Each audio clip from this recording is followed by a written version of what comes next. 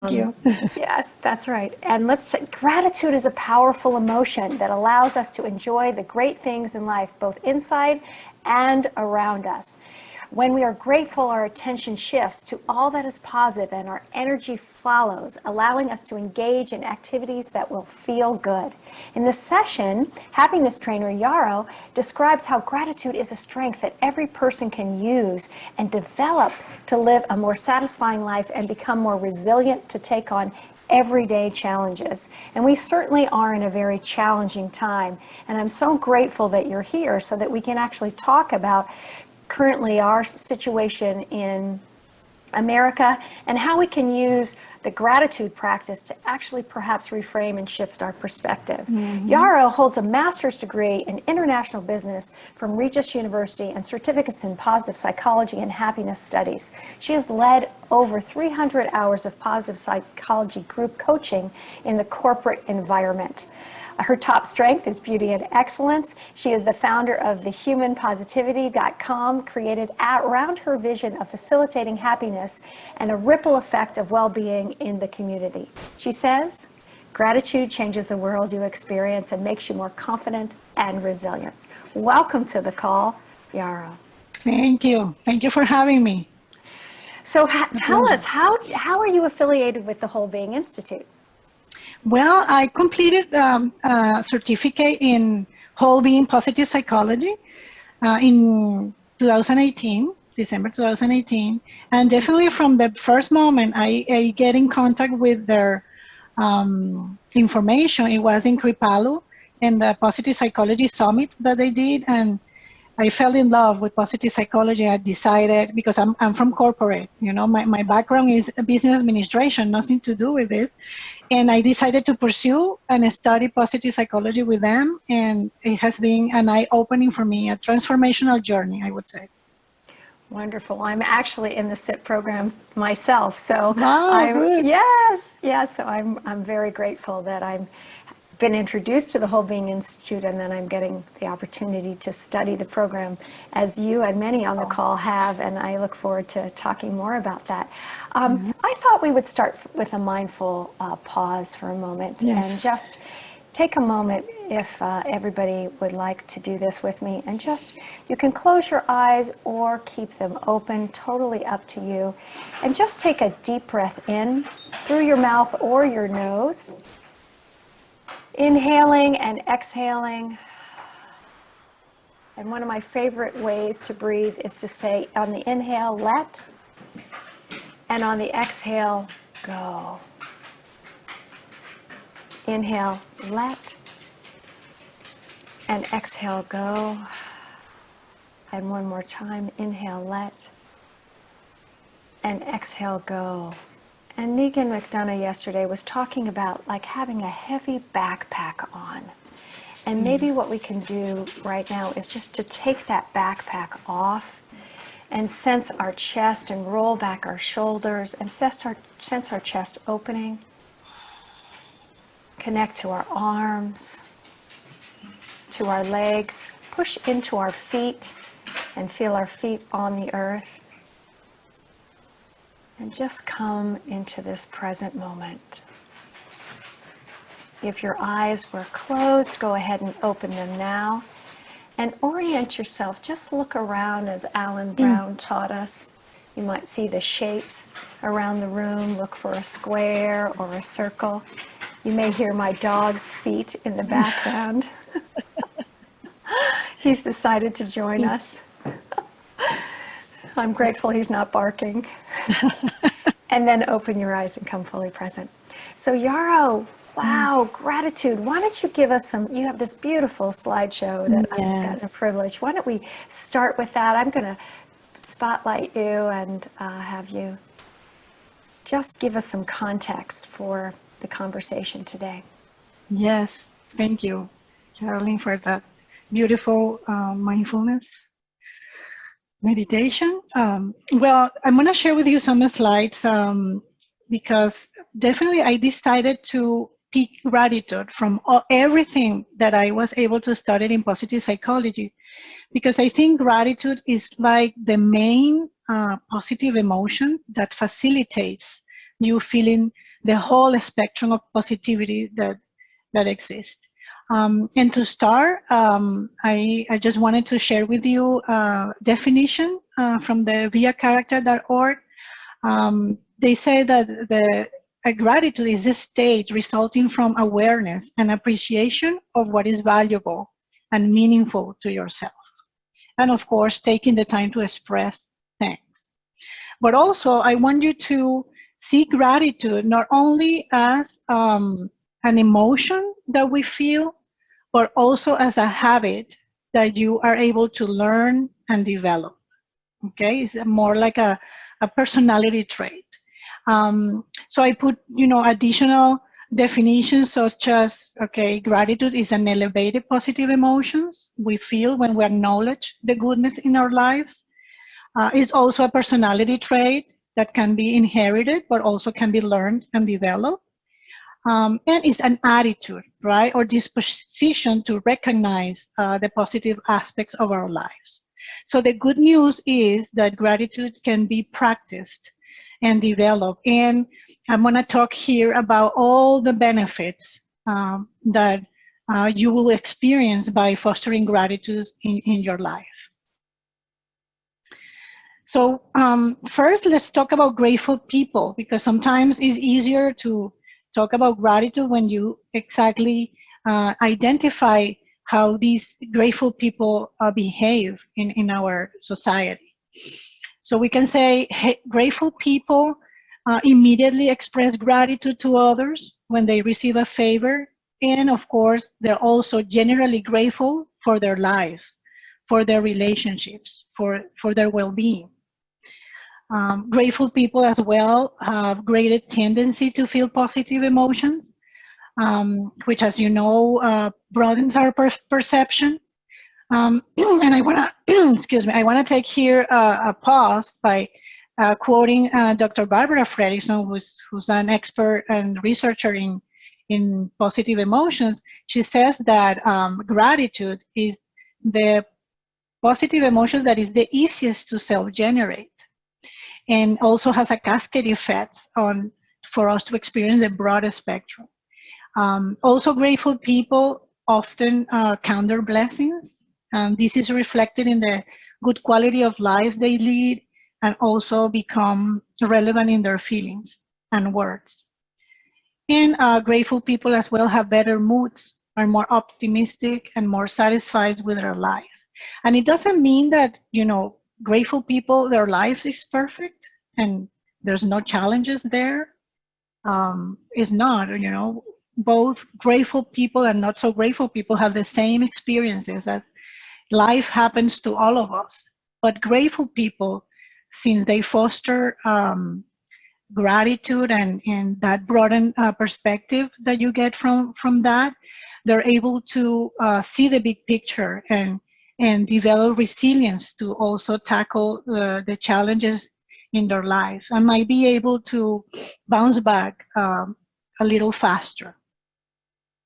That's why it's so important, and I picked definitely gratitude as a main component of a flourishing life. Now, how is our brain on gratitude? You see that when we emphasize the good, we're really rewiring our brain, okay? Because our brain is creating new neural pathways that shifts our attention away from toxic emotions. So it is harder for us to ruminate about negative experiences. And I'm gonna just give you a short story, personal story. When I was back in Venezuela, when I got my first job, it was a very big company, like equivalent to a Fortune 500 company here, but it was far away from the city. And I remember, having to take 3 buses to get there on time, waking up at 4 in the morning. Then there doesn't have a place close to have lunch, or the way back the same, taking 3 buses, and plus on top of that, I was studying English because that was one of my goals to learn. English. And I remember people telling me, "Oh, wow, is it worth it all that you're doing? I mean, all that sacrifice and struggling just to, go to that job." And always I would get those comments. But even though that was difficult, I was always um, paying attention to what I was getting, the good I was getting from that experience. I mean, the not only the opportunity to learn from people, experienced people in that company, but also it was a way for me to save money, because my goal was to, in the future, buy a car, probably get better at English, so pay for more English courses. So I was shifting the attention to the good I was getting, my goal, my ultimate goal, instead of just paying attention to the hassles that I was experiencing. And that's what gratitude does. It shifts your attention to what is good. Also, the practice of gratitude makes our brain release the feel-good neurotransmitters. These of you have probably heard before, like serotonin and dopamine. And what it does is that these neurotransmitters encourages our brain to seek out more of the same. So that feel-good hormones, you get that also from practicing gratitude. Another study was used MRI scanners to show that grateful people have greater sensitivity in the medial prefrontal cortex, which means grateful people are more attentive on how they express gratitude. Okay? The prefrontal cortex is associated with attention and decision making. So now, how is gratitude related to resilience? Okay, and how we can, by fostering gratitude in our lives, we can become more resilient, especially, in the hard times that we're living today. And usually, when we foster gratitude, it has to be intentional. Okay, it's a decision that you make that you're going to expand that emotion and that trait or habit in your life. And definitely you will see the impact on your resilience. Gratitude changes your perspective, and seeing the big picture can help you get through adversity. Okay, I'm going to give you also another personal story here. 7 years ago, I was laid off from a 10-year corporate job, a very important company, but also a very stressful job. And the moment I got laid off, it wasn't only me, it was a group of people, like 140 people. And from having meetings with them, I noticed that a lot of people were with resentment. They were angry because they were let go after so many years. They were always, worried about what would happen with them in the future. Are they going to sell their homes? And in the opposite, I decided to pay attention to what the benefits that I got from that company. It's okay, I was laid off because of a business decision, but during those 10 years, what did I get from that company? All the benefits, not only health insurance, but traveling. I mean, thanks to that job, I was able to go to Brussels and know that country, that beautiful country, know people, have meaningful relationships in that job, and also provide for my family during those 10 years. So when you see that adversity through gratitude lenses, you remove that emotional negative charge, and you feel better through this transition. So by focusing on that, I opened my perspective, and instead of dwelling on that was happening to me, I shifted the focus and I started, taking the opportunity to, now I can be with my kids, I can pick them up from a school earlier, I can do, take care of myself. I wasn't even taking the time to exercise or go to do a massage. And so I took my shift to self-care and enjoying those things that I haven't been doing for a long time. And that state of mind, that mood, an optimistic mood, made me open to continue applying for jobs. And in a matter of 3 weeks, I got another job with similar conditions. So that's more what I would like to tell you with this story is that the consequences of looking at adversity through gratitude lenses, you are able to bounce back and even grow from that challenge. Also, gratitude weakens the chain of associations that keep us obsessing about our problems and failures. Gratitude as well fosters long-term thinking and lead a person to make better decisions through improved willpower. Because when you feel good, when you feel optimistic and hopeful, you are able to persevere more. You're able to try new things, be open to new experiences. And of course, that grows your willpower, right? That persistence. Grateful people persevere more towards goals as well, despite the obstacle. So that's how gratitude and resilience are related. Also, grateful people appreciate life more and want to enjoy it to its fullest, which can often lead to engaging in healthier behaviors. And when you're feeling that gratitude feelings, those hormones make you engage in healthier behaviors. And it's like when you're going through an adversity, it's like holding on to those things that are good in your life to facilitate that transition. Okay, I see it that way.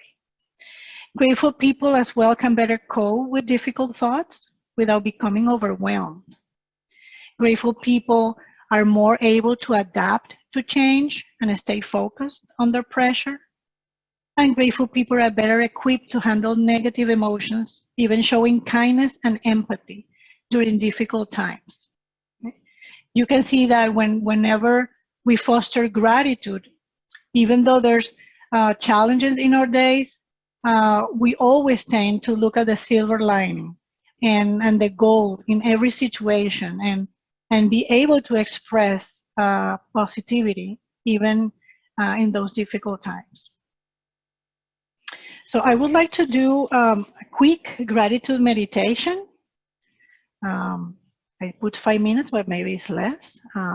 So I invite you to just sit comfortable in your chair. The gratitude meditation promotes resilience by using heart-centered gratitude words.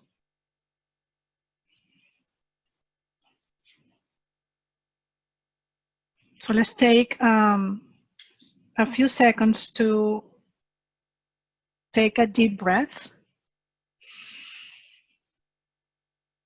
and bring yourself to the present moment.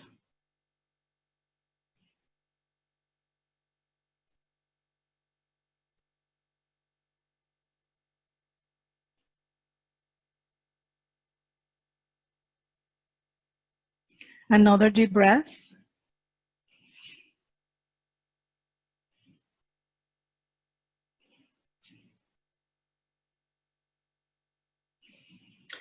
Now I want you to recall that if you're listening to me in this moment, you already have a marvelous gift. The gift of life itself, the most precious gift. Someone gave birth to you, someone fed you as an infant, changed your diaper, clothed you, bathed you, taught you to speak and to understand. The gift of hearing, so you can hear and learn, whether it's the song of a bird, the sound of a singing voices, or the sound of your own breath flowing in and flowing out. The gift of a heartbeat, a steady, regular, moment after moment, pumping fresh, life-giving blood to all your organs. Now, think about all the things we have today that make our lives easier and more comfortable, and that they were not available when our great-grandparents lived. For example, we flipped a switch and light appears. We turn a tap and clean water appears. We adjust a thermostat and a room grows warmer or cooler. We have access to machines that wash our clothes. We have indoor plumbing. We have roofs to keep us dry when it rains, walls to keep out the cold wind.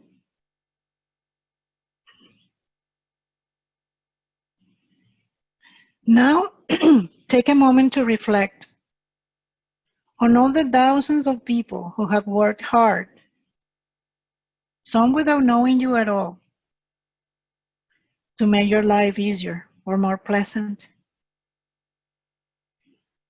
Some who plant, grow, and harvest your food. Some who transport that food to markets. Postal service. Someone who sorts the mail. Others who deliver it. Those who maintain servers so you can get and send email and get access to the internet.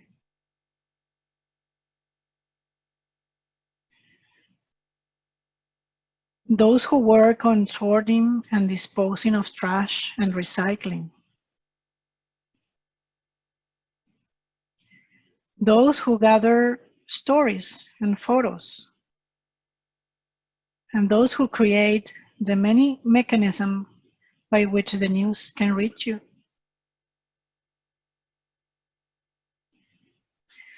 All those who create art or music or plays or poems or films to entertain and uplift you.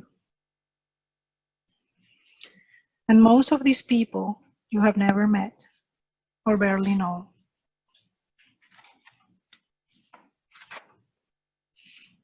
Now consider the people and pets you know who enrich your life. Those who smile at you and cheer you on, those family, friends, acquaintances, colleagues, peers. Those friends who support you when you need a shoulder or a hand.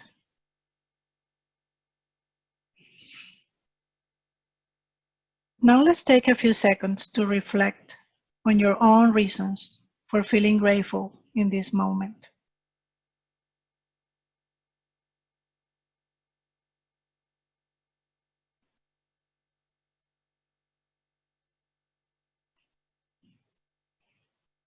There is so much to feel grateful for in this moment.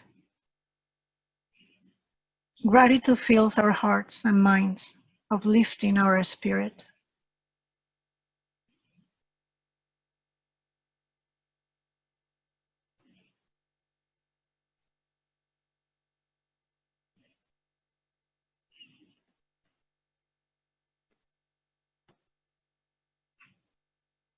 Now let's take a deep breath and reconnect with your body.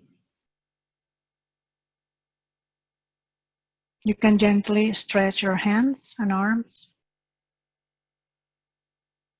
and you can open your eyes.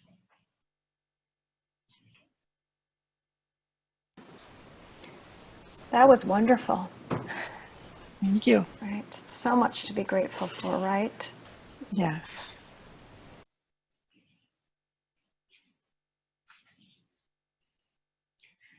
Now I would like to talk to you about some tips to boost your gratitude on a daily basis. There's so many tools that we can use, and I'm going to share a few of them with you. Definitely changing your perception from complaint to gratitude. That's a very big booster for your mood.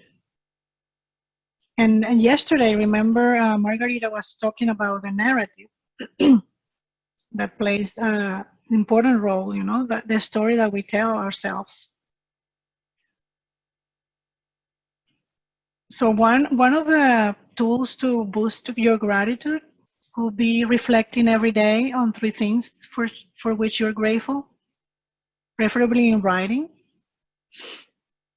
It could be your strengths and talents, your close family and friends, or even positive experiences that day. When you have a habit of dogging, you know, the best in your life, you feel that boost. Expanding gratitude as well by reframing. Okay, that's when we change our narrative. When we are going through a difficult time or a challenge, is to see that with a different perspective, to reframe it to a more positive state. We have a question in the chat that is sort of relevant. Yesterday, our presenter talked about narrative stories, which to me implies looking back to our history. Gratitude seems to be about appreciating in the present moment. How do we reconcile both approaches? Yeah, definitely. Gratitude can also be reframing past experiences, not only on the present. And I'm gonna give you my own story. For example, when I was a baby, I wasn't able to live with my parents. My mom was working, they split very young. I was 3 months old, and thanks to having aunts and uncles that offered to take care of me, I was able to live in different families for many years until I was like 7 years old. So if I tell you the story, like, okay, I wasn't able to see my parents very often, maybe once a month. I was always changing a school. In 1 year, I went to 3 different schools. I had problems, you know, when living with my relatives. I didn't have that, you know, help with homework or dedication that a parent could be.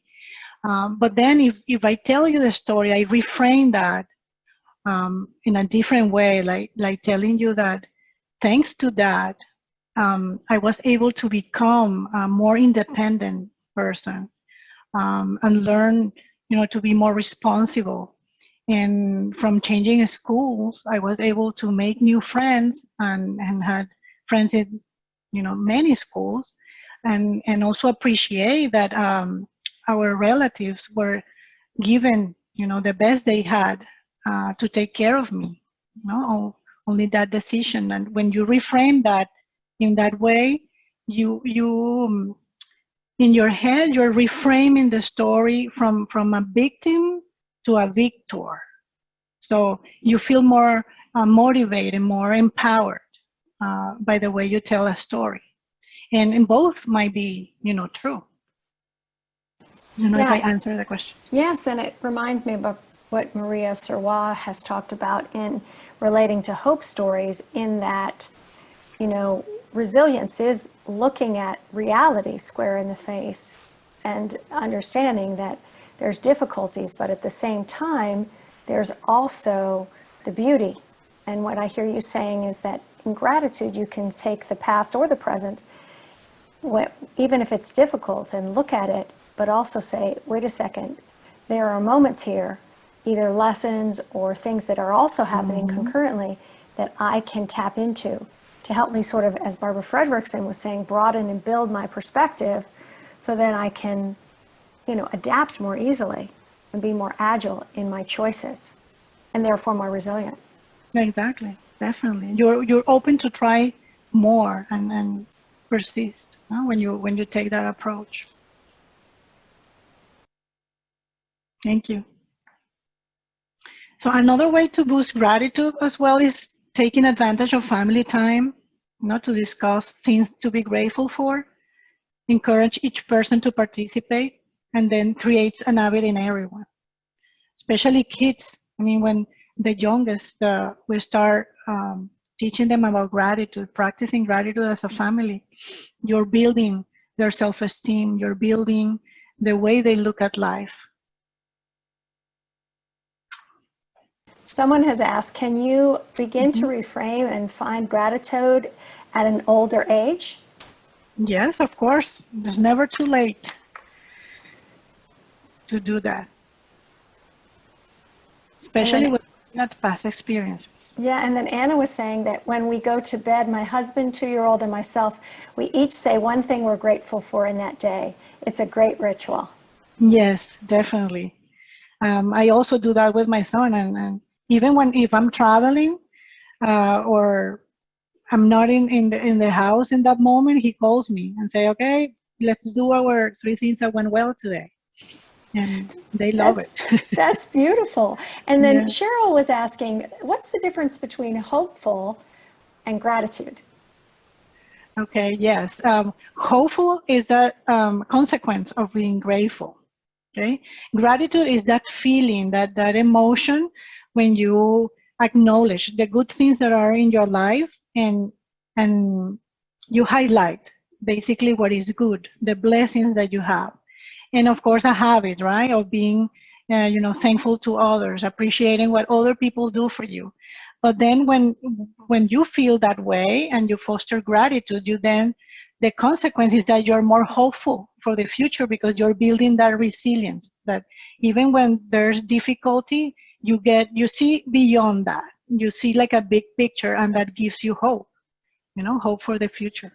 You become more optimistic. Beautiful. Mm-hmm. So I don't know, Carol, if we have time for this small exercise. I think this is an important one given our current situation, and I would love for you to do it. I do believe we have time. Yes, we do. It's only 5 minutes. I mean, just, take your paper and pen, and this is a reframing exercise in just 5 minutes, okay? So let's give people a moment to get their paper and Yeah. pen. And while they're doing that, I can ask you another question from the chat. Which other strengths contribute to happiness? Oh, very important. There's, according to the research from the VIA character strengths, there's 5 strengths that are related to happiness. Of course, gratitude is one of them, but also hope, curiosity, because when you're curious, you're open to learn and try new things. Love as well, and zest. Zest. You are that vitality or stamina. The last letter in the alphabet, a big Z word, right? Yes. Great. And then Linda asked again, three breasts, 3 things you're grateful for. What is it about 3? Is 3 the magic number? That's funny. The Trinity. Yes, exactly. There is magic in the triangle, right? The Trinity, all kinds of things. I think probably everyone has their pencil and paper. Excellent. So this exercise is very easy, okay? What I want you to do is to think about a past or even current challenging situation, because, the norm is that life usually doesn't happen as planned, okay? So we need to be able to look at situations in the best way for us to build that empowerment in us. So think about a past challenging situation and try to reframe it from a negative to a positive statement. For example, looking for what you learned from it, or is there something better today because of it? Or identify an area of growth. And I'm going to give you a quick example from my story, from the laid off, when I was laid off. Definitely, I learned that to value more the benefits that I get from a company, that opportunity to have meaningful relationships and learn from coworkers. So that's what I learned from it. I then value it more. And something better today because of it, definitely yes. I was able to build more resilience, and also build that self-esteem because I was able to find a new job and I was able to continue building my career. And from all my life, I passed like maybe 3 or 4 layoffs. So I don't see that as a definitely something bad that happens. It's just a change that we need to tackle. An area of growth, definitely, in relationships. So 5 minutes.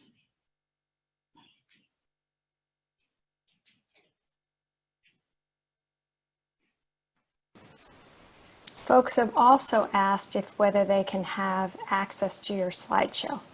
Oh yes, I can send it to you, Carol, and maybe you send a link. I have this slideshow in a Google Drive, so I can make it Sure. public, and then Yeah. people just with that link can And you can access. send it to me, and then I will send it out when we do the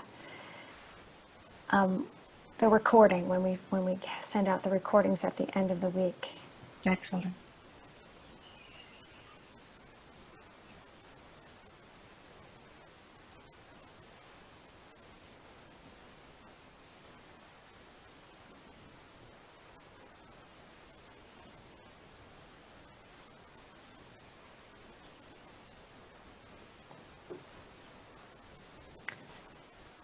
So I was going to go ahead and do this exercise kind of aloud with you. So thinking about a past challenging situation, when I had a ski accident and I was a professional dancer, and it meant that I had to have knee surgery. That was I thought it was the end of my career. And what wound up happening for that year that I was in recovering from surgery was that I started to choreograph. And I met all kinds of people that were different than the dance community that I used to hang out with. People that didn't look in the mirror for a living, right? And evaluate their progress based on not only their appearance, but their ability to execute different movements. And that really opened up a whole nother world for me. So it was definitely one of the most difficult times in my life. And I did have every dance company that I ever wanted to dance with ask me to dance with them, and I did have to say no. But at the same time, I was able to dance again. I did go back to professional performing, not at the same level, but pretty much close to it. And I learned so much and had a whole nother world open to me at that time. And I'm wondering what the lessons are in the chat, if you want to start writing what you're learning and how you're reframing your lessons here. Everyone, go ahead. Anna says, my challenging situation is about something that is going to happen, not something that is already happening. Ah. Do you have anything to say about that, Yarrow? Can you reframe Definitely. something? When we look at the future, with this situation that we're living, right? That we have, sudden changes, happen to us. So how can we look to that future, more optimistically? And it's reframing. Sometimes, even when you lose a job, or it's being open to, okay, that is not the end. It's maybe a beginning of something better. Find that, be able to have the time to look inside and find what's really meaningful for me, what new field might be waiting for me to tackle or work on that. So definitely, looking at the future as well. In our earlier conversation, in our pregame show, as I like to call it, We were talking about your beloved country. Yes. And how you've had to reframe that. Venezuela has, in our lifetime, gone from a thriving country to one that is quite poor, and the situation is quite dire. And I know your father is there and your family is there. So how did you do this exercise? How did you reframe that very dire situation to look at it in this way? Yeah, definitely. The situation had deteriorated a lot, and something that I was able to hold on to is that I don't have the capability to change that reality, but I have the capability to help, the ones that are there suffering. And I'm grateful for that. I'm grateful that I have resources, financial resources, to be able to help my family members. Between me and my husband, we help on a monthly basis 10 families, so that they can survive, so that they can have means to get food. For example, right now there's a shortage in gas. You have to be on a line for 2 days to get your car filled with gas. So how to facilitate that? So I hold on to that I'm grateful that I have the resources to keep helping. And even I go to, GoFundMe to find people or nonprofits that are working to, give food to poor communities or pay for education. I contributed to one that pays with 10 people, you can pay a university degree for one person. Wow. So things like that, because they need that. They need our help. Yeah, it's like looking, as Fred Rogers said, looking for the helpers. And you also said that there's someone on the ground there that really cares for your father too. And so focusing on that, do you feel that your ability and your to be grateful sort of gave you a broader perspective to look for different options and ways to help? Yes, definitely. Because when you focus on that, it opens your perspective and also your points of view, and you are able to identify other things and an alternative. So I'm definitely grateful because some of my family members that are there are also, helping me with my dad. He's 87 years old, so he needs to be taken to doctors. He needs to be, buy groceries for him. So I count on those people, and I'm very grateful for that as well. So yeah. I was thinking, someone wrote in the chat, I just wanted to find it, about our current situation. Deborah Levine, Deb was saying, I'm grateful for the wonderful building staff and the fellow board members who coordinated through a difficult night of looting, which affected the building where I live. So in New York City and across America, we're looking at situations where, people are feeling unsafe. And we're, of course, also mourning the loss of life. And how can gratitude, it sounds like this exercise, help us reframe and even pay attention to what might be our next steps that we can take? Exactly. And especially to look at those opportunities for me to contribute. When you feel grateful for your safety, for example, right now in this pandemic, the company that I work for, the main priority is our safety. Everybody's working from home. And when you feel that gratitude, how can you contribute then to other people that don't feel, that are not safe, and they have to go out every day to look for their sustainability? I was thinking, going back to that 3-to-1 ratio, didn't Barbara Fredrickson's initial research talk about, it's 3 positive to 1 negative? Yes. That we need more positive emotions than negative, because those negative emotions are like stones, right? They can just bring us down. So does gratitude help in that way? Does it help us access those positive emotions and help us sort of neutralize all the negativity? Yes, definitely. Gratitude, as I mentioned, is considered like the easiest to self-generate, and is the mother of all positive emotions, because facilitates, feeling that whole spectrum of positivity, and also your brain, since you're mapping or you're rewiring your brain to notice, the good, you're also getting away from those toxic emotions. And it's not that you're not accepting reality or ignoring the wrong that is happening, but is you're looking with different lenses, like the big picture of what could be beyond that.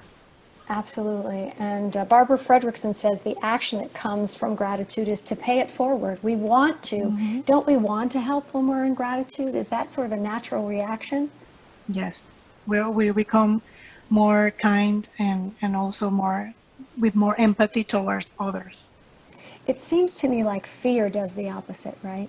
Fear kind of closes us in, and it makes it more limiting, and we get a frightened human sometimes does dangerous things. I've heard Tara Brach talk about that. Cheryl said, how can we develop gratitude if we experienced an early trauma? And in essence, you're saying that for some people, even your experience of being younger and not being able to be with your parents could be considered a trauma, but Yes. you reframed that, correct? Yes, definitely. I instead of focusing on, okay, my parents left me and, all the people were taking, care for me. I focused on the gratitude of, they gave me life. I mean, my mom was in a difficult situation when she was pregnant with me. She had three other kids. She didn't have a job. She was really poor. She could decided not to have me, and instead she did. So being grateful for that. It's beautiful. Did you have a few other slides before I ask you more Yes. questions? Yes, I wanted to talk about the benefits of gratitude and, of course, give you even more tips of how to foster gratitude in our lives. I love this chart because it gives you, like, in one page, all the benefits that you get. I also recommend, there's a white paper put together by the Greater Good Science Center of University of California, Berkeley, that is called The Science of Gratitude. I recommend that, and then I'm going to tell you how to get that. I have a link on my website. You can download. It's a PDF. It gives you more about the research, more deep information about what's behind all these findings, right? So the benefits of gratitude, number one, is that rewires your brain, because you're creating the habit of noticing the good. So it's like, remember, it was yesterday that someone was saying that Rick Hansen says that positivity is like Teflon and negativity is like Velcro. Well, gratitude makes that your positivity be like Velcro. You have that, you build that positivity by us. Also improves the sense of self-worth, because when you see life full of good things, you're open yourself to receive more. It helps reduce stress and depression, and that, of course, is an impact on your health, right? It impacts positively your health. Increases feelings of well-being, due to those neurotransmitters, I would say, serotonin and dopamine. And is in both, in those who feel gratitude and also those who receive it. So it goes both ways. Reinforces self-esteem and empowers you to keep, being generous and kind to others. What we're saying about pay it forward, right? Grateful people as well have better moods, and are more satisfied with their lives, and that state of mind opens you to learn, opens you to new opportunities, new experiences, and to meet new people. Gratitude as well facilitates enjoyment of the present moment. Okay, so it's like a mindfulness technique, because you are noticing the good when it happens. You also savor life experiences more, okay, when you're looking for the good, since we're more aware of the positives, right? Improve social relations by recognizing the other and its positive impact in our lives. And it starts a virtuous cycle in your mind that influences how you think and see the world. Okay? It's like a positive spiral. And that's the big one, isn't it? That Yes, that this makes you cycle, optimistic. right? That makes you optimistic. And sometimes it can be challenging when you're right in the middle of something. Someone was asking in the chat. I personally believe Michael was asking in a higher power, but I have a couple of friends who are atheists who struggle with gratitude. One of them expressed they tried and gave up because of who should I be grateful to, who or to what? Do you have a perspective that would be worth sharing with those who want to attribute their gratitude, who are averse to sources like the universe or God? Yeah, I don't think gratitude has to necessarily do No, with religion no, not at all. You or have to even be great, yours. first of all, to yourself. I mean, the greatest thing that you have to be grateful for is your talents. Yeah, imagine there's a hurricane that comes and takes everything away, your house, everything. But you are alive, and you can begin again, and build everything again with your talents and strengths. Yeah, So be and that's grateful where for the you. strengths come in, right? The VIA strengths assessment to actually Hmm. know, like someone might say, well, what are my strengths? Or I don't have any talents, but we all do. And when we Yes, look at our individual strength profile, we can say, wait a second, I do have, top strengths. I do have things. I am unique. And that sort of reinforces that reality, that truth. yes, definitely. And I like something that Martin Seligman says, that when you identify those little rewards along your day, you know, is that you're feeling that positivity. You're like it's like a cup, right? And you're putting drops every time you notice something good that contributes to your well-being.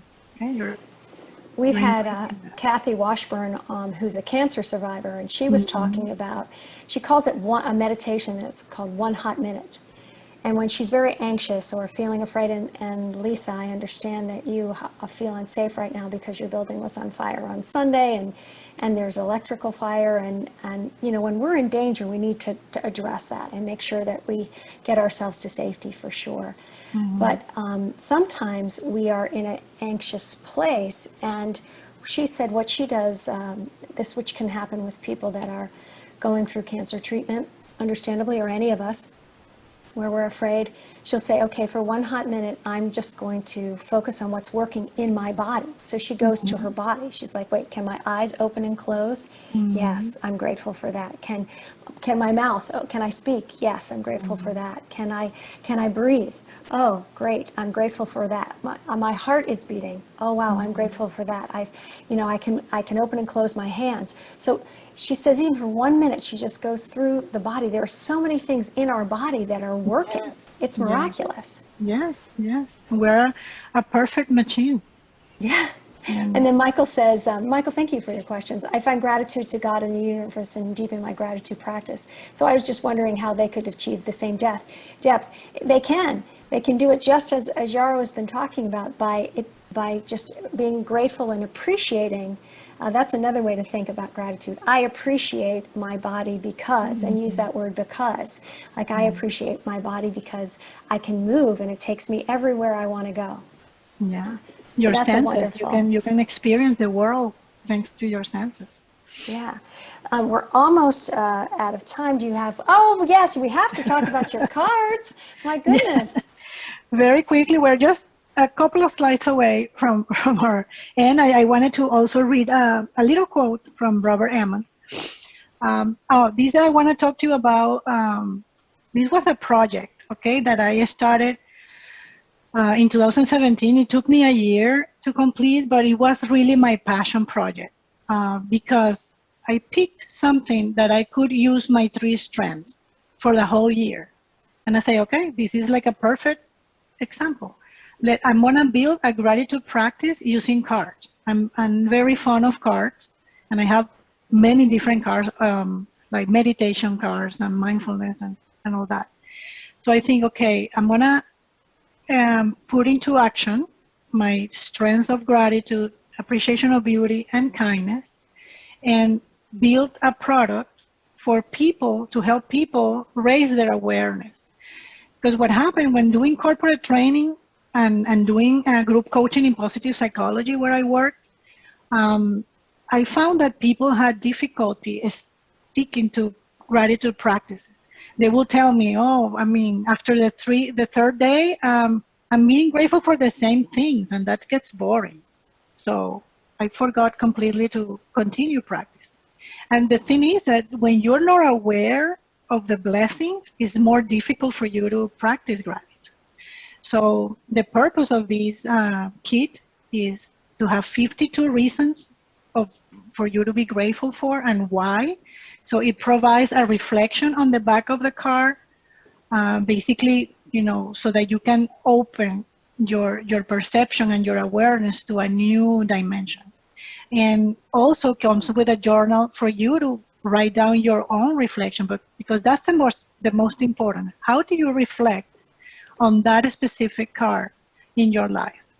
And doing this with kids, for example, when I see they have trouble identifying why to be grateful for my hearing, for example, I tell them, okay, imagine the opposite. Imagine how it would be for you to be a day without hearing. Imagine that for a few minutes. And then it's like an aha moment. Oh yeah, it's important.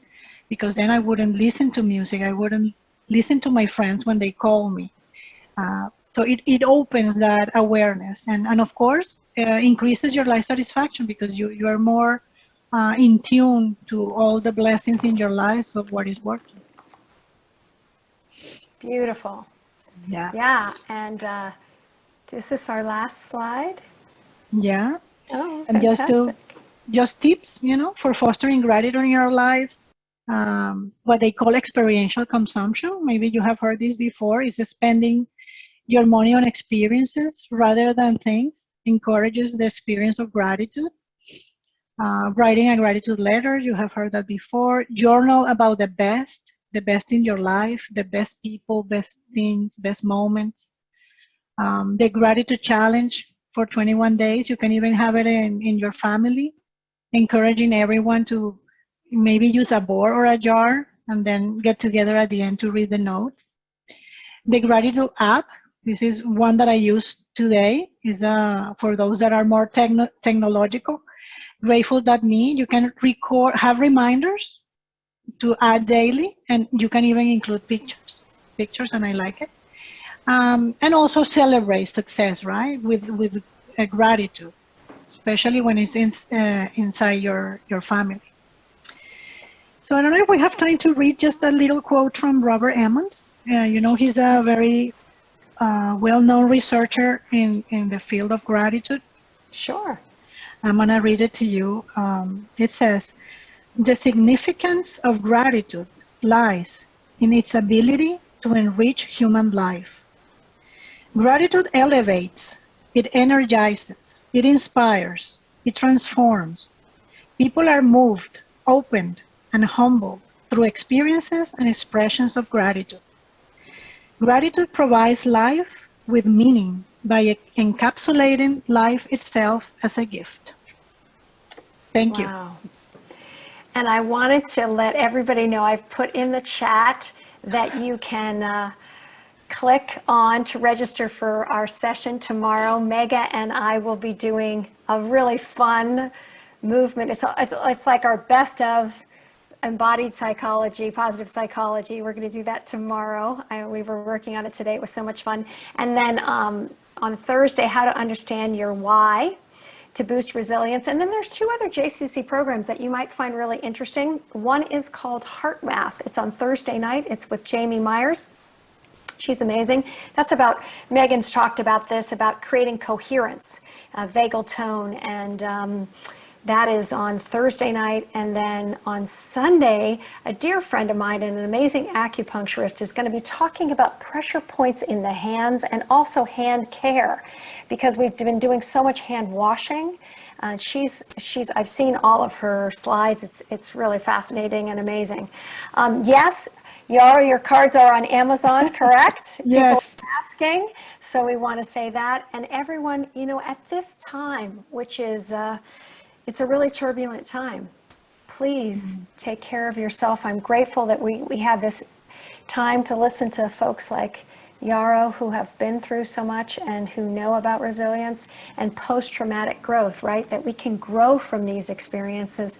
And right now, we can also take the time to listen, to decide what is our next step. I know at the JCC, we're deciding what is our next steps about the racial bias that we all are experiencing as a result of, and the violence. So please stay tuned for that. If you have ideas for that, please let us know. It's of great concern and urgency, and we will be addressing that too as well. I thank you, everyone. Please write in the chat what you're grateful for Miss Yaro's presentation. You did a fantastic job. It was just so much fun to get to know you. And it reminded me of all my friends in Venezuela, whom I love so much, who I send my energy and time to in that country. I can't unmute you all with the new Zoom, so please just wave your hands, everybody. And we'll see you tomorrow. Thanks so much.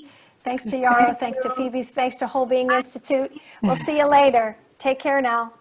Thank you. Hi, Connie.